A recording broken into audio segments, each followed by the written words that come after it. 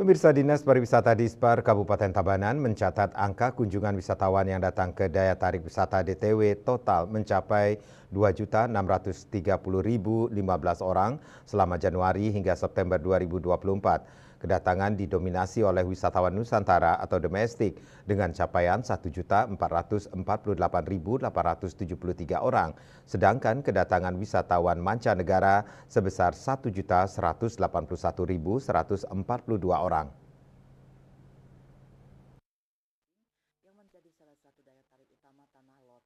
Pihaknya berharap setelah tahap awal ini selesai, proses perbaikan dapat berjalan sesuai data di Dispar Kabupaten Tabanan, sebanyak 2.630.015 orang wisatawan ini mengunjungi 10 dari total 11 DTW yang ada di Kabupaten Tabanan selama Januari-September 2024. Kunjungan tertinggi menyasar DTW Tanah Lot dengan capaian 1.367.992 orang. Selanjutnya disusul Ulun Danu Bratan dengan total kunjungan mencapai 460.764 orang.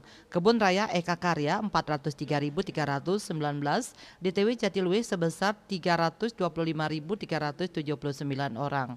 Kemudian mengunjungi Alas Kedaton sebanyak 22.357 orang.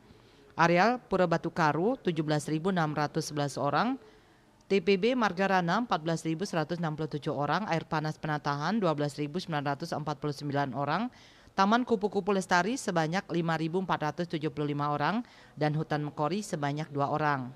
Sementara untuk kunjungan wisatawan ke Museum Subak masih nihil. Kepala Bidang Promosi Dinas Pariwisata Tabanan Iwayan Widiatmaja Esos mengungkapkan, DTW di Kabupaten Tabanan masih menjadi daya tarik sebagai tujuan wisatawan berkunjung ke Bali saat ini. Itu tercermin dari capaian hingga September 2024 lalu, total jumlah kunjungan yang datang sudah mencapai 2.630.015 orang wisatawan. DTW yang menjadi tujuan utama wisatawan ke Tabanan ini sebagian besar masih menyasar Tanah Lot, Ulun Danu Bratan, dan Jatiluwih. Pihaknya optimis jumlah kunjungan wisatawan ke Kabupaten Tabanan ini akan terus meningkat, terlebih lagi ada momen Natal dan Tahun Baru di penghujung tahun nanti yang berpotensi akan mendongkrak angka kunjungan.